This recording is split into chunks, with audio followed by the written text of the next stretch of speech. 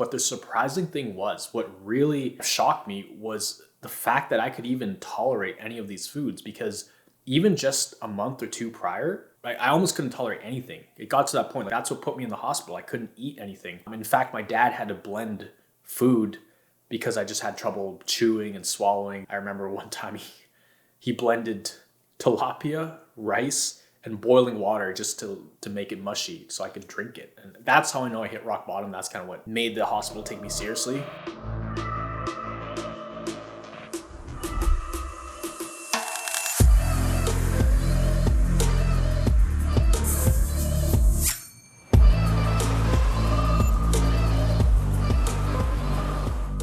Hey guys, how's it going? Miguel here from CFS Recovery. In this video, I'm going to be talking about CFS and Irritable Bowel Syndrome, or IBS.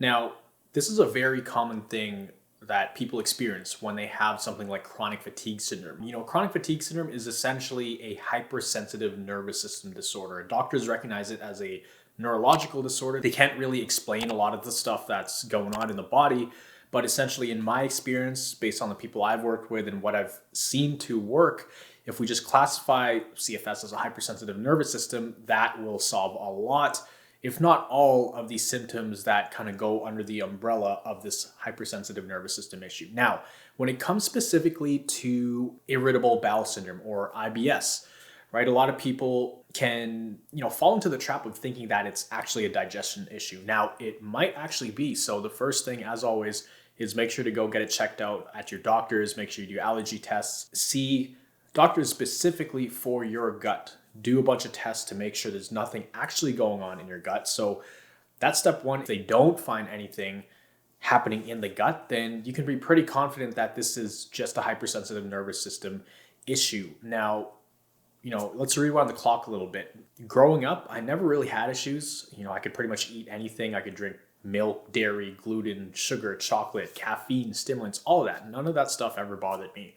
But once I developed CFS, or once I started, getting all the symptoms of CFS, feeling more tired and wired, and my health really started to decline, I found that the more symptoms I had overall, the more sensitive I was to certain foods. And it actually got to a point where I couldn't even tolerate eating candy or chocolate or any fried food, or else it would literally give me panic attacks.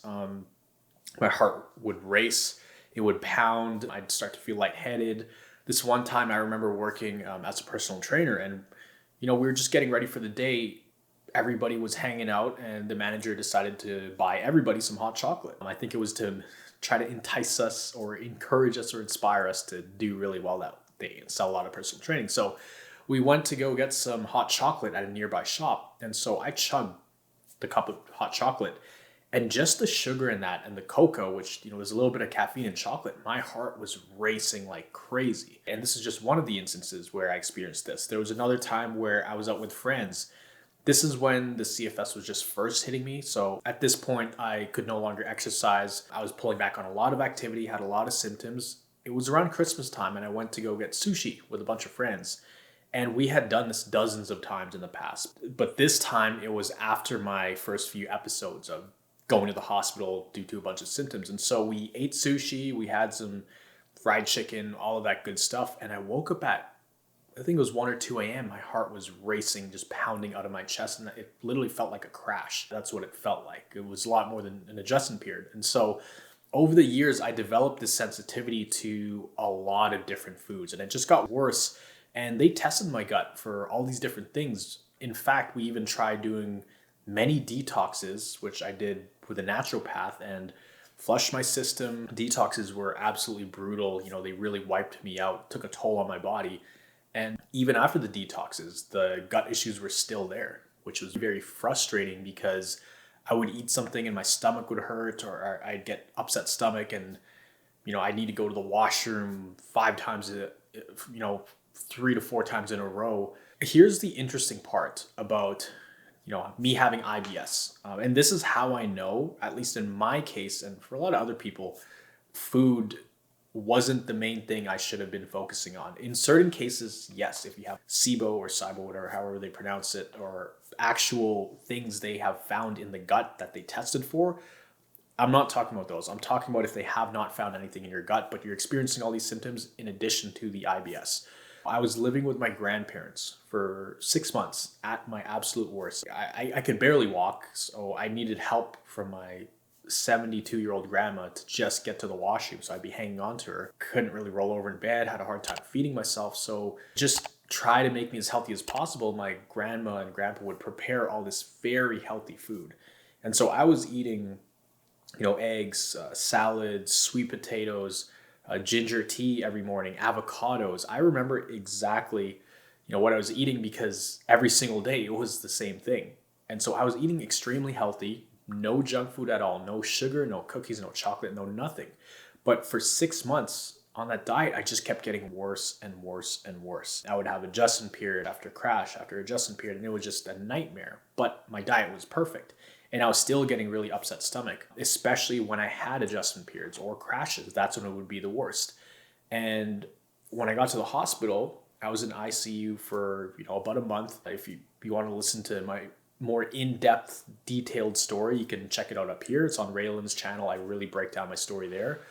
But what happened is after that month in the ICU, they moved me to another part of the hospital where I started working with a doctor. We started working on the root cause of all of this, which was the nervous system. We didn't try to treat my headaches, my heart rate, my shortness of breath, my irritable bowel syndrome. We just treated one problem. And he said, Miguel, basically your nervous system is hypersensitive. It's very wired. So any kind of stimulus is going to make your body go into fight or flight mode, and you're going to feel all these symptoms. And so that's what we treated. We treated the hypersensitive nervous system disorder. And lo and behold, to my shocking surprise, as we started focusing on that one problem instead of focusing on 20 different problems, I started to get better. Not only did I have less pain, less headaches, less brain fog, less fatigue, less shortness of breath, 20 other symptoms were a lot less intense. My gut actually started being able to digest different foods. I remember my friend Paul, shout out to Paul, he would visit me, and this one time he dropped off a bunch of cookies. And I hadn't eaten a cookie in probably a year at that point. But I started eating cookies, and the first cookie was okay. It just tasted so delicious. So I had more cookies. And the hospital food isn't the healthiest, but at that time it tasted absolutely delicious because I had been eating so healthy for so long that my body was like craving all this junk food. So in the hospital, I remember trading people peanut butter for jam and this and that, and I would spread peanut butter on rice cakes. I would have candy at the hospital. I'd have apple juice with sugar in it, like pop here and there. And to be honest, it wasn't the healthiest diet. I'll admit that. But the surprising thing was, what really shocked me was the fact that I could even tolerate any of these foods, because even just a month or two prior, I almost couldn't tolerate anything. It got to that point. That's what put me in the hospital. I couldn't eat anything. In fact, my dad had to blend food because I just had trouble chewing and swallowing. So I actually drank.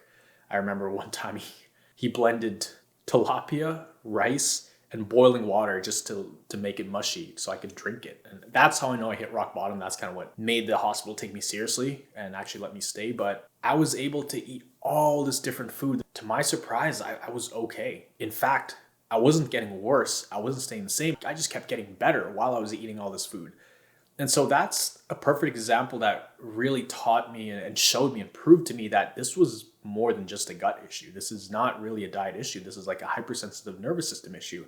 And that's what I find with a lot of people, even in Recovery Jumpstart. When they first come in, or even on the application calls, I ask them, what do they want to do? What does recovery look like? Where do they want to be? And what do they want to be able to do and tolerate once they get better? A lot of people say, if I could just eat a slice of pizza, if I could just eat some fried chicken, if I could just eat some candy, if I could just enjoy a really nice meal and not have to worry about what happens after, I'd be happy. And I tell them, I'm like, if you just follow everything we do, there's a high chance that within the next month or two, you'll actually be eating that.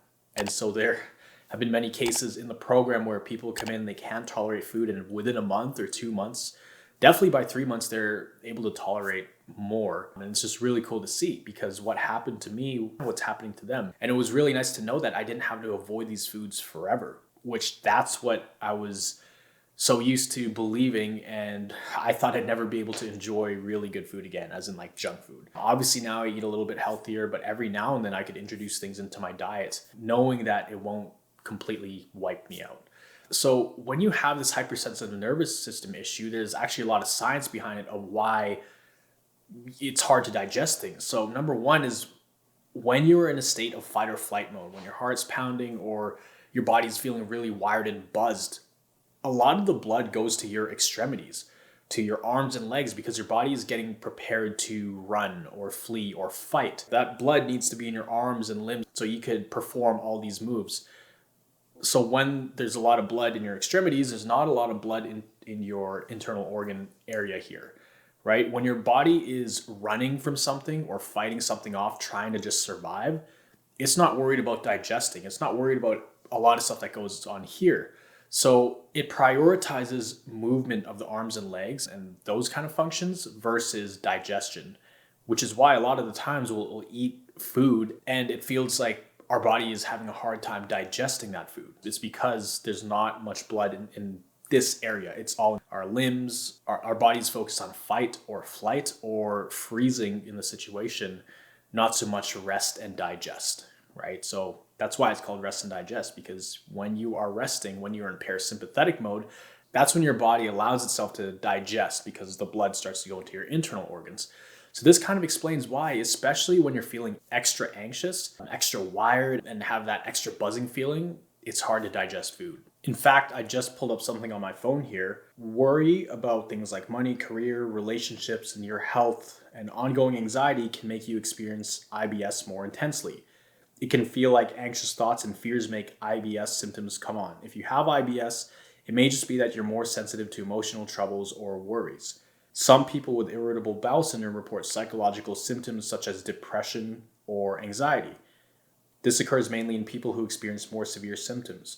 Now, it can go back and forth. So maybe you're in an adjustment period and you're upset that you can't move around and do all these things that you used to do and you start feeling down. That puts you in a stress state. When you're in that stress state, you get a lot of IBS because the blood, like I said, it goes to your extremities and that doesn't really digest properly. Digesting isn't the priority of your body when it's in fight or flight. So it causes IBS symptoms, and having those symptoms maybe upsets you even more, which makes you more stressed, which leads to more IBS symptoms, which you can see how this whole thing can snowball and get out of control, kind of like how it does with every other symptom. And that's why CFS is so tricky. I don't even like to call it CFS when I'm on the group coaching calls with people in Recovery Jumpstart.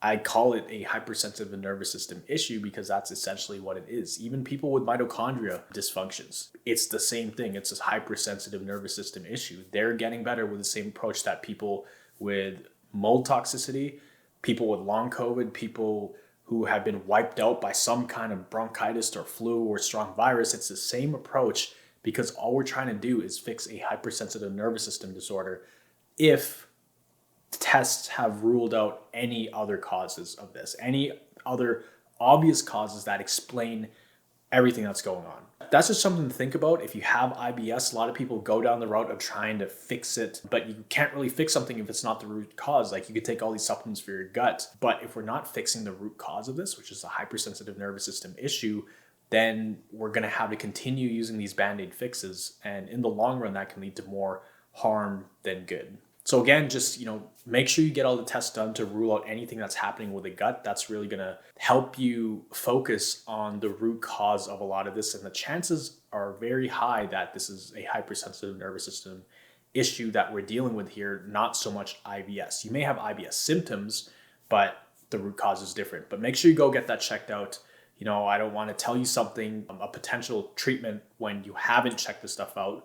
It's really important that you go see a doctor for this. But once you rule it out, cross it off the list and we can focus on the root cause of this stuff. So hope you enjoyed this video. If you got some value out of it, make sure to hit that like button, hit subscribe. Make sure to comment down below what kind of foods could you tolerate before and can't tolerate anymore. Type down below. And also, if you could eat any food, what would it be? I'm curious to know what you guys picked. I remember when I was really sick, I actually wrote down a whole page of food that I would have loved to eat. And I'll actually put it up right here. It's a really cool list of food. And, luckily I've been able to eat most of that stuff. There's some stuff I just haven't gotten around to, but everything on that list over here I can pretty much eat, and it's great. You know, life's good. I have this new appreciation for food now because I was deprived of a lot of it for so long. Like I said, I hope you enjoyed this video. If you needed some extra help in recovery and, you know, dive deeper into topics like this and just get more hands-on help, make sure to apply to Recovery Jumpstart. There's limited spots available. It's just really the next level from these YouTube videos. All this YouTube stuff is completely free. I give out as much as I can right here on YouTube as well as on my Instagram. But this is almost like a you do it on your own kind of thing. If you needed some extra help where we do it with you, I'm talking to you regularly, then you can apply for Recovery Jumpstart. We do it by application only. We want to make sure we're bringing in the right people for the program. So if that's someone like you, if you feel like you needed some extra hands, make sure to apply to see if you're a good fit for the program. And always remember, you are just one mind shift away from living a life of thriving health. See you in the next video.